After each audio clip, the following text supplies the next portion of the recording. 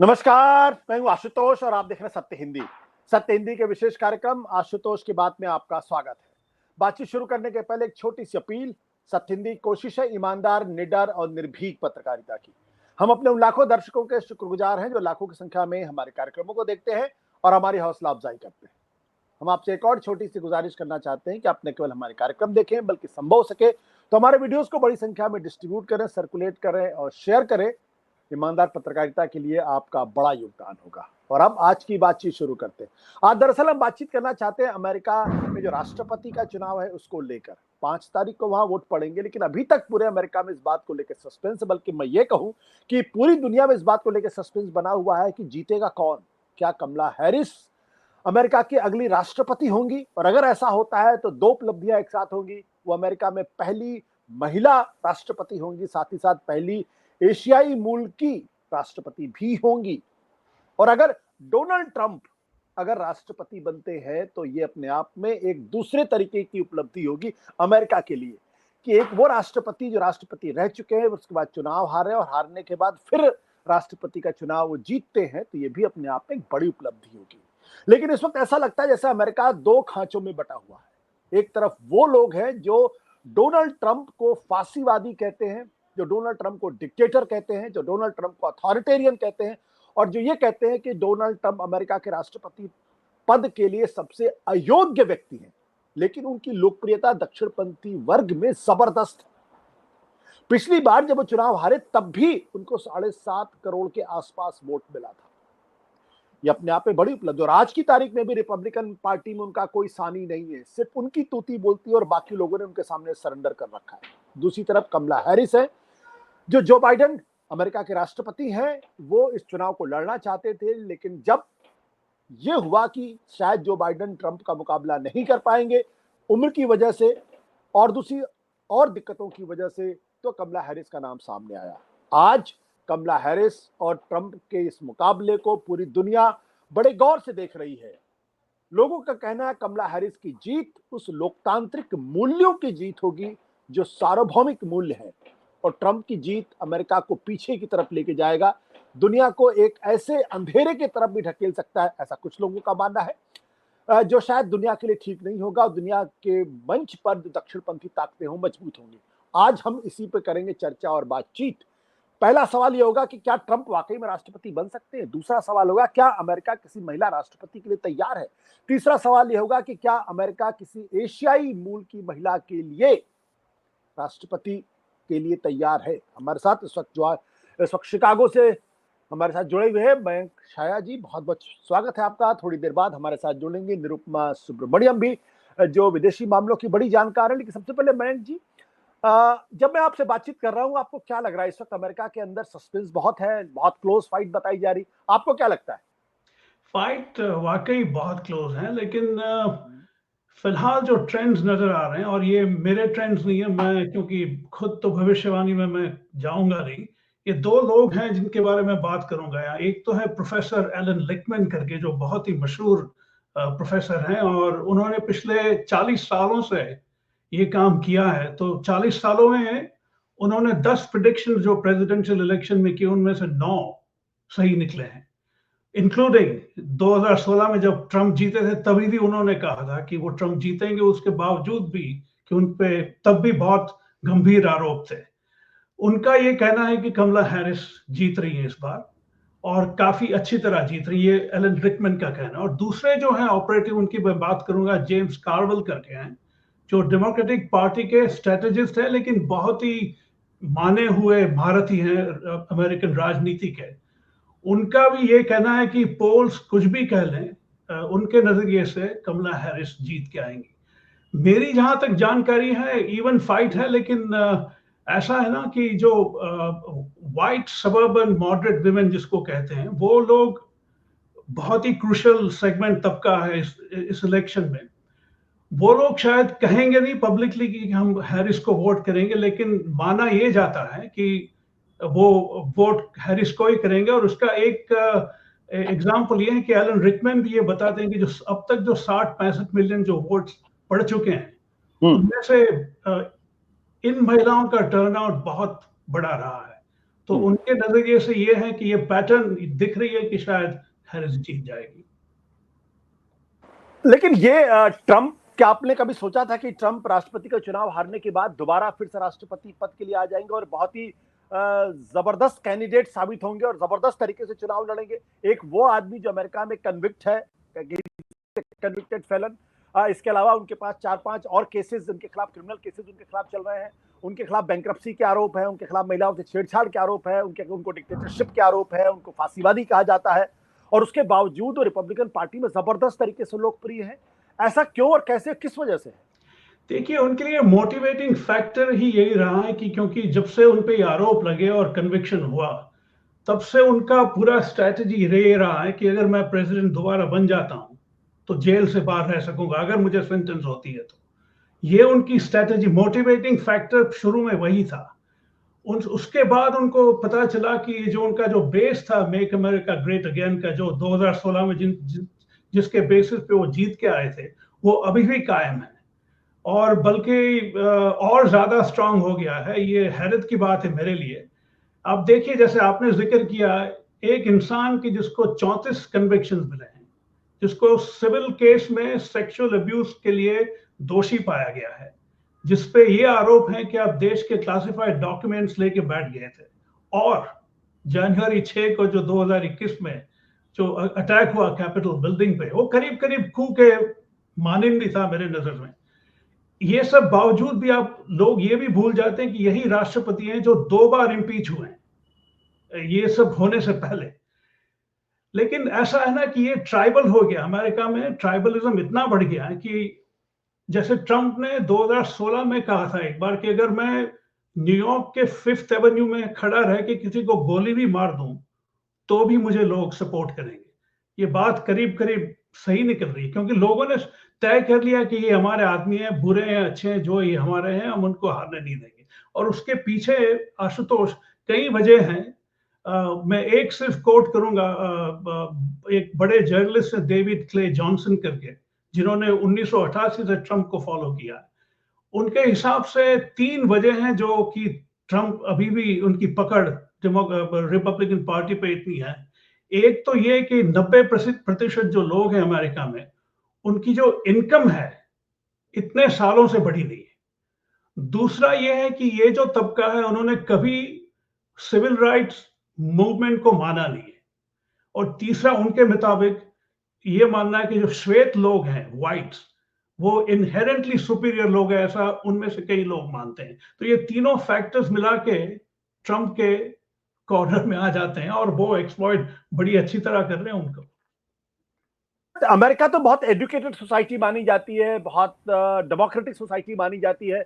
वहां पर अगर ट्रंप जैसे लोगों को लेकर अगर लोगों के अंदर उत्साह है, अगर वो चुनाव जीतने की स्थिति में आते हैं, तो फिर दुनिया की दूसरी सोसाइटीज के बारे में क्यों, क्या कहा जाएगा? तो क्या माना जाए अमेरिका की डेमोक्रेसी उतनी कमजोर, उतनी मजबूत नहीं जितनी मानी जाती थी? Why he is such a formidable candidate? Is America still a ill-developed society? अव्वल तो ये गलत फहमी है कि अमेरिका एडवांस सोसाइटी है। आप देखिए, अगर लिटरेसी के फिगर्स देखें अमेरिका में, करीब करीब 20-25% लोग 6 ग्रेड का भी पढ़ाई नहीं कर पाते, और ऐड करेंगे आप 8वीं कक्षा तक तो और बढ़ जाता है ये नंबर।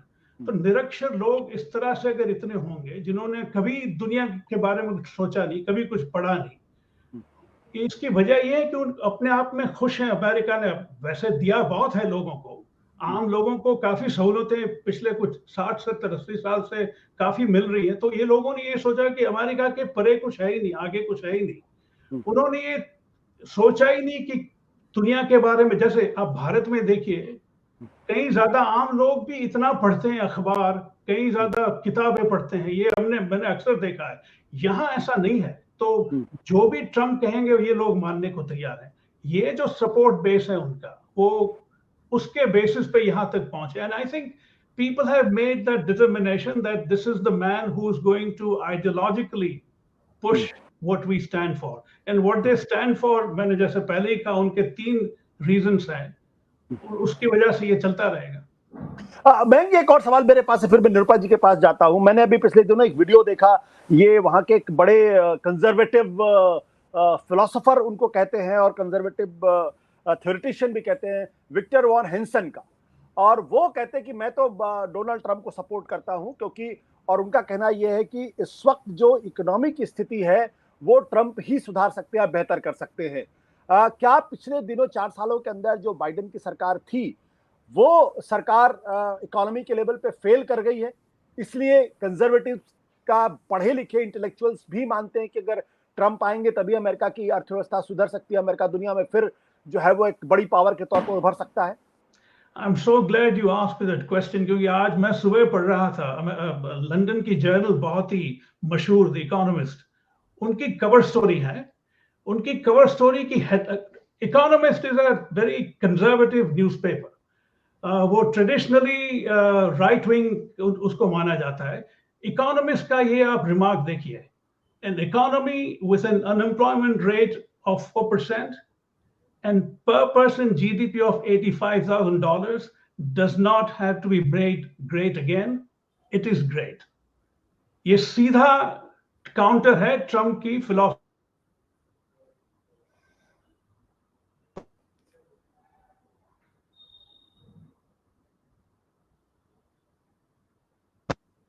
बैंक से लगता है हमारा इंटरनेट पर थोड़ा सा कमजोर हो गया है। बैंक, आपको मेरी आवाज आ रही? जी, अभी आ रही है। तो मैं जी दो जी जी, हाँ हाँ, प्लीज कंटिन्यू। लगता है नेटवर्क हमारा टूट गया। निरुपा जी, ये सवाल आपसे भी है कि क्या बाइडेन एडमिनिस्ट्रेशन का काम इतना खराब है कि ट्रंप को लोग चाहते हैं? ये बताया जा रहा है ट्रंप की तरफ से कि इतना हमारा कंट्री इतना खराब हो चुका है दैट इसको अभी हमने फिर से इसको रिपेयर करना है, कि ये जो बाइडेन एडमिनिस्ट्रेशन है और कमला हैरिस हैं वो लो आईक्यू और इनकॉम्पिटेंट लोग हैं और इनसे कुछ संभाला ही नहीं गया। But as Mayank was just saying, it is the most prosperous country in the world today. Anecdotal है कि होमलेसनेस है, लोगों को खाने को नहीं मिल रहा, और ये एनेक्डोटल है। पर आप मैक्रो लेवल पे देखें, जैसे हम अपने आप को कहते हैं कि we are the 5th largest economy in the world, ठीक है ना? तो they are the number 1 economy in the world today, right? And उनका अगर पॉपुलेशन देख लें तो it is, I mean, we are nowhere in that sense. जो हम 5th लार्जेस्ट इकोनॉमी कहते हैं, हम 1.5 बिलियन लोग हैं, वहां पे I think the population is something like 200, correct me if I am wrong, some 200 30 million. 30 Uh, 300 what? 300 300. Yeah, 300 million. So on the 300 million, they are the world's biggest economy. So you can imagine what's, the difference. So they are the most prosperous country in the world. और Trump ने ये एक war cry, आप इसको कह सकते हैं, बना लिया है कि this country has to be set right again. इसमें set right, yeah, there is always scope for improvement about anything about the economy, जैसे unemployment है और just price rise है वहाँ पे. These are all real issues there. Rents have increased. These are all issues for a developed country. Okay, and there is scope for improvement, but ऐसा नहीं है कि सब कुछ ही chaos में है. It is not Pakistan. It is not Sri Lanka. You know, it is a working functional country.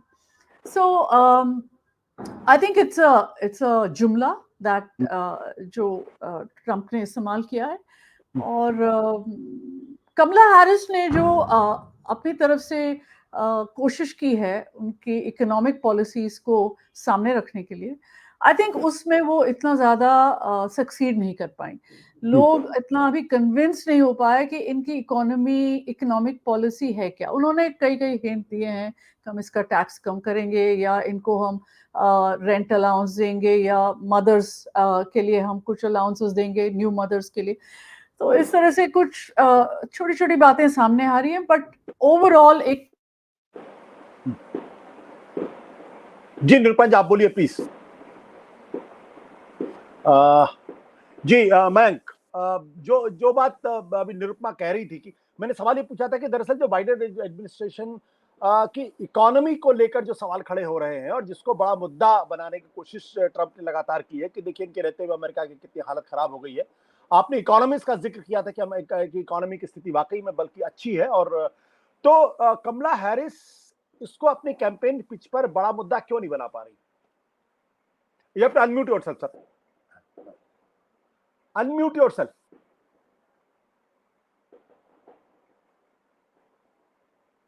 Okay उस सवाल का मैं जवाब दूं उससे पहले आशुतोष, मैं कुछ आंकड़े आपको बता रहा था। 2022 में इनका इन्फ्लेशन था कुछ 9%, आज है 2.4%। इनका जो ब्लैक अनएम्प्लॉयमेंट रेट था वो आज उतर के 5.6% पे आ गया है। पॉवर्टी रेट जो है वो 8.3% पे आ गया है। गैस प्राइसेस जो है, पेट्रोल के दाम करीब करीब $3 अ गैलन के आसपास हैं। ऑयल प्रोडक्शन इनका दुनिया में सबसे ज्यादा आज की तारीख में, आप लोग शायद ये मानेंगे नहीं कि अमेरिका का ऑयल प्रोडक्शन मिडिल ईस्ट से ज्यादा है। इतना ज्यादा है कि वो अपना कंज्यूम नहीं कर पा रहे हैं। ये सब हुआ है पिछले 4 साल के दौरान। तो ये जो इकोनॉमी बाइडेन हैरिस की है, वो उसमें जो कंजर्वेटिव आर्ग्यू करते हैं वो बिल्कुल तथ्यों के बेसिस पे नहीं कर रहे हैं, वो आइडियोलॉजिकल आर्ग्यूमेंट दे रहे हैं। जैसे मैंने कहा, इतना ट्राइबलिज्म बढ़ गया है कि आंकड़ों को भी उनको मंजूर, आंकड़े भी इनको मंजूर नहीं है। Facts are just irrelevant in a tribal culture. तो ये मैंने कुछ इसलिए आंकड़े आपके सामने रखे। कमला हैरिस ने बिल्कुल इकोनॉमी की बात की। उन्होंने 2-3 चीजें जो बात की, एक तो एल्डर केयर अमेरिका में बहुत ही अहम चीज है। दूसरा जो है चाइल्ड केयर कॉस्ट, उसकी बहुत अहमियत है अमेरिका में, ये सब। और तीसरी उन्होंने बात की जो नए घर जो लेने वाले लोग हैं, मिडिल क्लास के, मध्यम वर्गीय, उनके लिए वो $25,000 सरकार की ओर से उनको देंगे क्योंकि वो नया घर खरीद पाए। ये सब जो स्पेसिफिक बातें वो अक्सर करती हैं, ऐसा नहीं है कि वो नहीं करती हैं, लेकिन अभी माहौल ऐसा बन गया आशुतोष कि लोग जो सुनना चाहते हैं वही सुनते हैं और उसके बेसिस पे अपने डिसीजन पे पहुंचते हैं। आई think the American economy bye most standards is going gangbuster, as they call it here. The Economist ऐसे ही is not known to give such flying high marks to any economy like that. अगर उनका ये कहना है that the US economy is the envy of the world, उसका मतलब है कि कुछ बात में दम है। बट मैं ये एक सवाल यहाँ पे इस वक्त ये भी है कि जब मैं न्यूयॉर्क टाइम्स पढ़ता हूँ तो मुझे ऐसा लगता है जैसे कि ये अमेरिका के इतिहास का सबसे ज्यादा बिटर इलेक्शन है, जिसमें जबरदस्त तरीके से हेट कैंपेन हो रहा है, जिसमें जबरदस्त मिसोजिनी हो रही है, जिसमें जबरदस्त तरीके से एक दूसरे को गालियां दी जा रही हैं, और अमेरिका में शायद ऐसा इस तरीके का कैंपेन पहले कभी नहीं हुआ। Is it right? बिल्कुल। ये जो है आशुतोष एक तरफा है, ज्यादातर एक तरफा है। इस तरह की जो अभद्र भाषा हो या मिसोजिनी हो या इमिग्रेंट्स को गालियां देना हो या टॉक्सिक बातें करना हो या पर्सनल अटैक करना, वो सब ज्यादातर मेरे हिसाब से 80-90% रिपब्लिकन साइड से आ रहे हैं, और ट्रम्प की, खासकर व्यक्तिगत तौर से ट्रम्प की ओर से आ रहे हैं। और जनरली डेमोक्रेट्स डिफेंसिव पे हैं, वो जवाब उनको भी देना है तो वो देते हैं। लेकिन ये I think anyone who tells you that it's an evenly divided battle in terms of who abuses whom, I think they are basically deluding themselves. ऐसा नहीं है। आप कोई भी रिकॉर्ड निकालिए, आप अक्सर ट्रम्प ने ही ये बातें कही हैं, और वो उनका ऐसा है ना कि जो कहते हैं उस पर अड़े रहते हैं, नो मैटर व्हाट हैपेंस। अभी कमला हैरिस को जिस तरह की वो गालियां देते हैं, उनकी जो अभी हाल में रैली हुई मैडिसन स्क्वायर गार्डन में, वहां उनके सरोगेट्स ने उनको करीब करीब प्रोस्टिट्यूट से कंपेयर किया। आप देखिए ये बात कहाँ, उनके pimp handlers, these are the words they used. तो अब ये बचा क्या फिर? उसके बाद कुछ नहीं बचा। बट उसके बावजूद भी अमेरिका में इसकी उनकी पॉपुलैरिटी बढ़ रही है, इन सब शब्दों के इस्तेमाल के बावजूद भी। और अभी आपने जैसे कमला हैरिस का जिक्र किया, वो जो लिज चेनी के बारे में जिस तरीके के शब्दों का इस्तेमाल किया गया, खड़े करके गोली मार दो, 9 बैरल्स शुड, एक तरीके से फायरिंग स्क्वाड की बात की, खुलेआम असैसिनेशन और एग्जीक्यूशन की बात की, फिर भी लोग ट्रंप के दीवाने क्यों हैं? मैं अक्सर पिछले कई 2-3 सालों से ये कहता आ रहा हूं कि ये ट्राइबलिज्म का नतीजा है और कुछ नहीं है। उन्होंने तय किया कि हमारे जो इमीडिएट मुद्दे हैं, जैसे अबॉर्शन राइट्स हुए या रिलीजन हुआ या कुछ इकोनॉमिक इश्यूज बहुत कम है, लेकिन ये जो 2-3 सोशो कल्चरल इश्यूज जिसको कहते हैं, उस पे हम ट्रम्प को ही सपोर्ट करेंगे, वो चाहे कुछ भी कर ले। ये इतना ट्राइबली डिवाइड हो गया कि अब इससे रिट्रीव करना मेरे हिसाब से कम 15, 20, 25 साल तक नहीं हो पाएगा। और पढ़े लिखे लोग भी सपोर्ट कर रहे हैं उनको। बिल्कुल बिल्कुल पढ़े, इनफैक्ट ज्यादातर लोग तो पढ़े लिखे इनको आजकल करना शुरू कर दिया। In fact Trump has started appealing to lot of young white American man. उनको लगता है कि ये जो उदासीनता उन पे जो छा गई है पिछले कुछ 5, 8, 10 साल से, वो उनके लिए पॉलिटिकली अच्छी बात है, तो उनको भी बहुत अपील। अब देखिए इलॉन मस्क का आप एग्जांपल लीजिए। इलॉन मस्क दुनिया के सबसे अमीर इंसान, उन्होंने तय कर लिया कि कुछ भी हो जाए मैं इन्हीं को सपोर्ट करूंगा। उनकी वैसे लॉजिक अलग है, क्योंकि देखिए उन सरकार से इलॉन मस्क को कुछ $16 बिलियन के कॉन्ट्रैक्ट मिले हुए हैं। 11 बिलियन मिले हैं नासा से और करीब करीब 4 बिलियन मिले डिपार्टमेंट ऑफ डिफेंस से। उसके साथ साथ उनकी कंपनियों के खिलाफ कुछ 18 के करीब इन्वेस्टिगेशन या ओवरसाइट चल रही। तो उनको डर है कि अगर ट्रम्प नहीं आएंगे तो मेरी तो हालत खस्ता हो जाएगी, और अगर ट्रम्प आ गए तो he wants to be in charge of regulatory structure in the country. तो उनके जो भी रेगुलेशन उनके खिलाफ है वो सब चले जाएंगे। इनका गेम बहुत ही सिनिकल है, लेकिन इनका जो फॉलोइंग है इलॉन मस्क का, वो इतना ज्यादा यंगस्टर्स में है, तो उसका फायदा ट्रम्प को मिल रहा है। तो ये सब it's a very complex melange of things that's working both ways.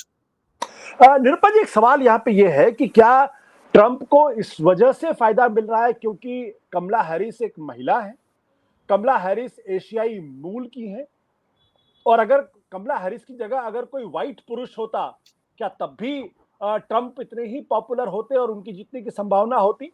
क्योंकि जो सर्वेज बता रहे हैं वो ये बता रहे हैं कि दरअसल ट्रम्प को मोर देन 50% मेन जो है वो ट्रम्प को वोट कर रहे हैं और मोर देन 50% विमेन जो है वो कमला हैरिस को वोट कर रहे हैं। इसका मतलब जो एक पैट्रियार्कल सोसाइटी है वो एक्सेप्ट नहीं कर पा रही है कमला हैरिस उनकी राष्ट्रपति भी हो सकती है।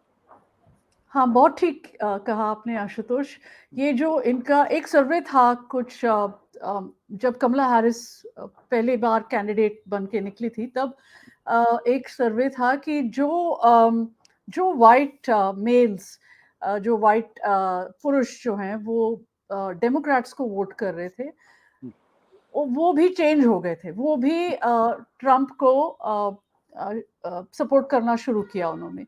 तो एकदम से एक डेमोग्राफिक शिफ्ट आ गया कि सारे males, that is 50% of males, वो ट्रम्प के साथ चले गए और 50% of women are with Harris, Kamala Harris. तो ये बिल्कुल ठीक कह रहे हैं आपके, ये जो एक रेजिस्टेंस है कि एक तो ब्लैक है, आप एशियाई कह रहे हैं, पर मुझे लगता है कि कमला हैरिस और मयंक भी हैं, वो उनसे भी हम पूछ सकते हैं कि जो कमला हैरिस है वो अपने आप को ब्लैक आइडेंटिफाई करती हैं, ना कि एशियाई। ठीक है, और उनके पल्ले नहीं पड़ रहा है कि एक ब्लैक वुमन, एक ब्लैक महिला यूएस की प्रेसिडेंट बन जाएंगी। तो ये दे डोंट वांट इट, वो बहुत अगेंस्ट है, इनके बहुत ज़्यादा रेजिस्टेंस है अमंग्स वाइट मेन। तो आपने इसका एनालिसिस आपने ठीक किया है, and I think that is one of the important reasons कि उनको एक लेवल के ऊपर वो उनकी पॉपुलैरिटी जो है ओपिनियन पोल्स में बढ़ी नहीं, because of this factor. Also I think there are other factors. एक तो जो मिडल ईस्ट में जो जंग चल रही है, इजराइल ने जो गाजा में जो लेबनान में अपना जंग फैला लिया है, तो उसको लेके भी विद इन डेमोक्रेट्स जो यंग तबका है, लोगों जो यंग लोग हैं, जो यूनिवर्सिटीज में हैं, जो एक नेचुरल सपोर्ट बेस है डेमोक्रेट्स का, वो भी पीछे हट गए हैं। या तो वो वोट ही नहीं करेंगे, या अगर वोट करेंगे तो स्पॉइल वोट करेंगे, किसी और को डालेंगे। तो ये काफी सारी चीजें हैं जो उनके खिलाफ, कमला हैरिस के खिलाफ जा रही हैं। पर इट्स इम्पॉर्टेंट, जो वाइट पुरुष हैं वो कमला हैरिस को नहीं सपोर्ट कर रहे हैं। एक चीज और, ये तो व्हाइट मेन के बारे में बातचीत हो रही, बट पिछले दिनों एक और सर्वे आया था जिसमें कहा गया था कि जो ब्लैक मेन है और जो हिस्पैनिक मेन है उनमें भी डेमोक्रेटिक पार्टी का सपोर्ट कम हुआ है, और उसका कारण यह माना जा रहा है क्योंकि वो किसी महिला को राष्ट्रपति के तौर पर शायद नहीं देखना चाहते। ऐसा नहीं कि उनका सपोर्ट 50% से कम हो गया, बट जो ट्रेडिशनली जितना vote black man and Hispanic man का मिलता था उसमें तकरीबन 10 से 15% की कमी दिखाई पड़ रही। इसका मतलब वो भी एक महिला को एक्सेप्ट करने के लिए तैयार नहीं। हाँ, that is true. I think वो एक जैसे आपने कहा एक पेट्रियार्की है, और in societies in groups, in demographic groups में भी वो पेट्रियार्की है ही, हिस्पैनिक्स में है और ब्लैक मेन में भी है। पर एक डेमोक्रेटिक कैंप में एक स्ट्रेटजी है कि वी हैव, जो उनके सपोर्टर्स हैं उनको बाहर लेके आ जाए, मतलब टर्नआउट पे बहुत ज्यादा जोर है इस इलेक्शन में। ये जो आप कह रहे हैं ब्लैक मैन या हिस्पैनिक मैन, ये माना जाता है कि ये इतना वोट करने नहीं जाते, तो शायद इनके व्यूज का इतना फर्क नहीं पड़ेगा फाइनल वोटिंग में, ये सोचा जा रहा है। अच्छा, आई डोंट हैव, मेरे पास इतने रिसोर्सेज नहीं है कि मैं इस बात को इतने डिटेल में जानूं, बट ये एक ब्रॉड पिक्चर है कि जो लोग कह रहे हैं, जो मेल कह रहे हैं, मतलब अदर रेशियल ग्रुप्स में जैसे ब्लैक या हिस्पैनिक के, हम कमला हैरिस को नहीं वोट करेंगे, तो शायद वो वोट ही नहीं करेंगे, मतलब वो टर्नआउट ही नहीं होगा उनका, तो they will not support Trump also. ये इस चीज का है। मैं एक सवाल यहाँ पे ये है कि क्या पिछली बार ये हुआ था कि कैपिटल हिल पे हमला किया था ट्रम्प के सपोर्टर्स में, इस बार एक अप्रीहेंशन इस बात को लेकर ये कि जिस दिन पोलिंग होगी उस दिन भी बड़े पैमाने पर हिंसा हो सकती है, और जिस तरीके से हिंदुस्तान के अंदर पहले एक जमाने में बैलेट पेपर की रिगिंग होती थी या चोरी होती थी, उस तरीके की संभावनाएं हो सकती, तो बड़े पैमाने पर वायलेंस की पॉसिबिलिटी भी है, क्या ये सच है? इस बार जो ट्रम्प कैंपेन है उन्होंने कुछ नई स्ट्रेटेजी अपनाई है।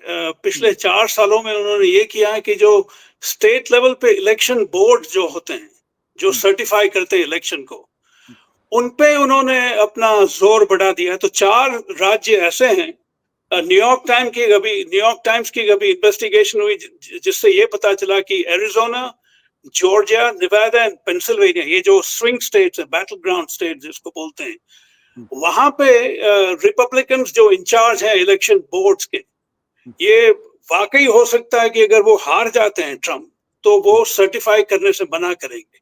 तो उन्होंने स्ट्रैटेजी थोड़ी इस बार बदल दी है, क्योंकि जनवरी 6, 2021 के बाद काफी लोगों को जेल हुआ है, आपको पता है, तो ये नहीं चाहते कि ये बात दोबारा हो। लेकिन उनका अप्रोच बिल्कुल साफ है, या तो हम जीतेंगे या तो चुनाव जो है वो चोरा गया है। उसके steel stop the steel, that's the popular slogan among Republicans.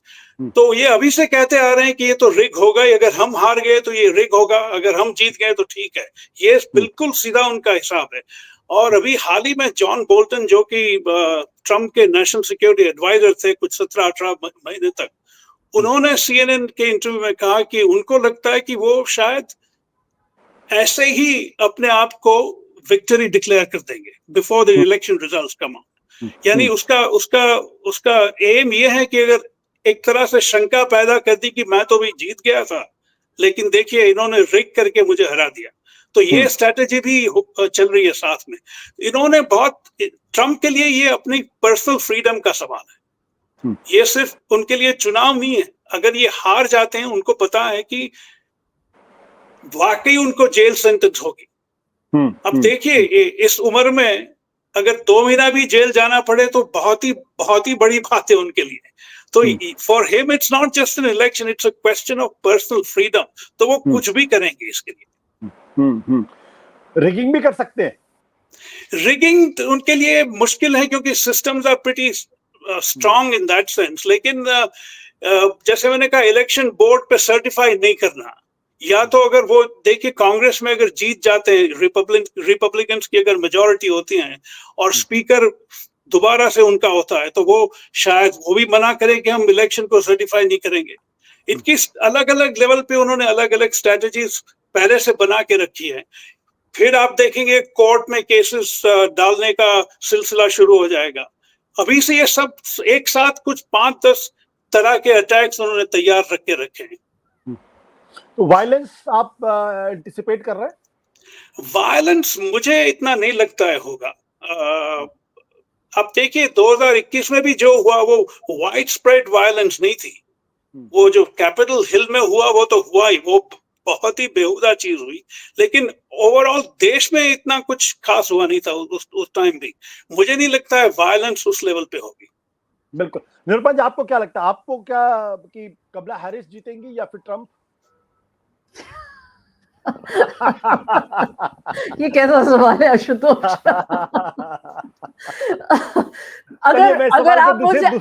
अगर मुझसे आप पूछे तो मुझे लगता है कि कमला हैरिस को जीतना चाहिए, क्योंकि एक तरह से जो आपने मैंने इतना सारा डिस्कशन किया कि जो ट्रम्प की वैल्यूज हैं वो हम कह सकते हैं वो अमेरिकन वैल्यूज के खिलाफ हैं, तो हमें क्या, उससे हमें क्या है? We have to do business. हम जो वहाँ पे प्रेसिडेंट आता है हमको उसके साथ बिजनेस करना चाहिए। तो जो आए वहाँ पे हमें कोई फर्क नहीं पड़ता। हमारा जो काम रहेगा उन यूएस के साथ वही चलता रहेगा। पर ट्रम्प के साथ जो अनप्रेडिक्टेबिलिटी आएगी, ना ही अमेरिका में पर पूरे वर्ल्ड में जो अनप्रेडिक्टेबिलिटी, हाँ पूरे दुनिया में जो अनप्रेडिक्टेबिलिटी आएगी, वो कोई नहीं, मतलब जो ठीक सोचने वाला जो भी होगा ना, वो कोई नहीं चाहेगा कि ऐसी अनप्रेडिक्टेबिलिटी आए। पर मुझे ये भी पता है कि जो हमारे देश में बहुत सारे ऐसे लोग हैं जो समझते हैं कि ट्रम्प का आना ही एक अच्छा होगा इंडिया के लिए। अब इसको हम बहुत तरीके से बहुत साइड से हम इसको डाइसेक्ट कर सकते हैं, इसको एनालाइज कर सकते हैं, बट ये जो है एक राइट विंग इच्छा है यहाँ पे कि ट्रम्प आएगा तो इंडिया के लिए इंडिया की शान बढ़ेगी, इंडिया में बिकम बिगर देन अमेरिका, क्योंकि ट्रम्प अगर वहाँ पे डिस्ट्रॉय करेगा अमेरिका तो हम बड़े हो जाएंगे। तो इस तरह की बातें चल रही हैं यहाँ पे राइट विंग इकोसिस्टम में, जो दे आर मतलब डेल्यूशनल हैं एक तरह से, और and they are not seeing the reality. अगर ट्रम्प आ जाता है अमेरिका में तो जो डिस्ट्रक्शन होगा अमेरिका पे वो पूरे देश पूरे दुनिया में उसका इम्पैक्ट होगा, और अच्छा इम्पैक्ट नहीं होगा उसमें। ट्रेड पे होगा, वॉर्स पे होगा, हर मुल्क के फॉरेन पॉलिसी पे होगा, everything will change, a lot of things will change. मैं आपको क्या लगता है ट्रम्प अगर प्रेसिडेंट बनते हैं तो? निरुपमा जी ने एक बात की अभी कि ट्रम्प की जो वैल्यूज हैं वो अमेरिका की शायद वैल्यूज नहीं। मैं थोड़ा उनसे असहमत इसलिए हूं कि अगर एक इंसान 70 मिलियन वोट्स लेके आता है लास्ट इलेक्शन के मुताबिक, तो जाहिर बात है कि significant part of the country believes in what he believes in. वजह कुछ भी हो, आप ये कह सकते हैं कि ट्रम्प ने उनको उल्लू बनाया और वो उनके साथ जा रहे हैं। मुझे नहीं लगता कि लोग इतने बेवकूफ हैं कि वो ऐसे ही जा रहे हैं। उन्होंने ये तय कर लिया कि जो बेसिक वैल्यूज हैं उनकी, वो हमारी वैल्यूज हैं। अभी वो मिसोजिनिस्ट है या स्त्री द्वेष है उनमें, वो सब उन्होंने नकार दिया। उनको कोई फर्क नहीं पड़ता उस बात से। उनको 2-3 चीजों से फर्क पड़ता है। एक तो सबसे बड़ा फर्क ये पड़ता है कि ये हमारा जो बंदा जो है वो सामने वाले को मार के बिठा रहा है। ये उनके लिए बहुत बड़ी बात है। The fact that he is able to take on left liberal establishment, उनके लिए वही बहुत बड़ी बात है। बाकी सब बातें बाद में आती हैं। ये almost like it's like a vindictive sort of a response to what's going on. Trump के आने से क्या फर्क पड़ेगा? जितना लोग कह रहे हैं मुझे नहीं लगता इतना फर्क पड़ेगा, ना तो डोमेस्टिकली ना तो इंटरनेशनली। हाँ, ये जरूर है नेटो के कॉन्टेक्स्ट में होगा तो फर्क पड़ेगा, डेफिनेटली फर्क पड़ेगा वहां। डोमेस्टिकली अभी भी आज की तारीख में भी अमेरिका में जो इंस्टीट्यूशंस हैं वो इनहेरेंटली बहुत स्ट्रांग है। पुशबैक हर तरह से हुआ है। जुडिशियल बेसिस पे भी बहुत पुशबैक हुआ है, गवर्नमेंट बेसिस पे भी बहुत पुशबैक हुआ है। लास्ट टाइम अगर आप देखें जिस तरह से उनके खिलाफ केसेस हुए, तो जो जिस तरह की जो पैरानॉइड रिस्पॉन्स आ रही है, मुझे इतना ज्यादा नहीं लग रहा है। लेकिन हाँ, ये जरूर है कि ये अगर उनको उन पे छोड़ दिया जाए तो वो बिल्कुल नहीं चाहेंगे कि अमेरिका की जो जेफरसोनियन डेमोक्रेसी है वो कंटिन्यू रहे। वो बात बिल्कुल तय है, उनको वो बिल्कुल पसंद नहीं है। उनको फेटिश है स्ट्रॉन्ग मैन पॉलिटिक्स है। उनको लगता है कि मैं भी शायद ये जो और दुनिया में स्ट्रॉन्ग मैन है उनके जैसा बन जाऊं, तभी तो कह रहे हैं कि डे वन पे मैं शायद डिक्टेटर बनूंगा। लेकिन ये उनके दिमाग में ये थोड़ी फैंटेसी भी है आशुतोष। ये ट्रम्प जो है ना, जैसे लोगों ने फैशिस्ट बोला है, वाकई काफी फीचर्स ऐसे हैं उनमें, लेकिन फैशिस्ट होने के लिए you need a seriousness of purpose. मुझे नहीं लगता है उनमें है वो। थोड़ा हास्यास्पद बातें हैं ये सब, वो सब कह रहे हैं कहने के लिए। आपने बड़ी दिलचस्प बात की, फैसिस्ट होने के लिए सीरियसनेस ऑफ पर्पस होना बहुत जरूरी है। बहुत बहुत शुक्रिया मयंक छाया और निरुपमा सुब्रमण्यम जी इस पूरी बातचीत में शामिल होने के लिए। महत्वपूर्ण सवाल इसी बात को लेकर यह है कि अगर ट्रंप जैसा आदमी, जिसको मेरी नजर में कम से कम most unworthy to be the president of America, अगर उसको लेकर इतनी ज्यादा लोकप्रियता है, तो फिर यह मानना पड़ेगा कि जरूर कहीं ना कहीं कुछ दुनिया में ऐसा बदलाव हो रहा है कि ऐसे लोगों के पीछे भी लोग पागल हैं और उनकी तमाम कमजोरियों को, खामियों को खारिज करके उनको राष्ट्रपति के तौर पर देखना चाहते हैं। और कमला हैरिस जैसी यंग तथा जो यंग इन द सेंस कि जिस तरीके से पॉलिटिक्स में लोग यंगस्टर्स होते हैं उस तरीके से, और एक महिला और एक पहली एशियाई, पहली ब्लैक प्रेसिडेंट अगर बनती है तो अमेरिका के लिए भी एक बड़ी उपलब्धि होगी, क्योंकि अमेरिका में 1920 में पहली बार महिलाओं को वोटिंग राइट्स मिले थे और अभी तक अमेरिका के इतिहास में कोई भी महिला राष्ट्रपति नहीं बनी है। ये अपने आप में बड़ी उपलब्धि होगी।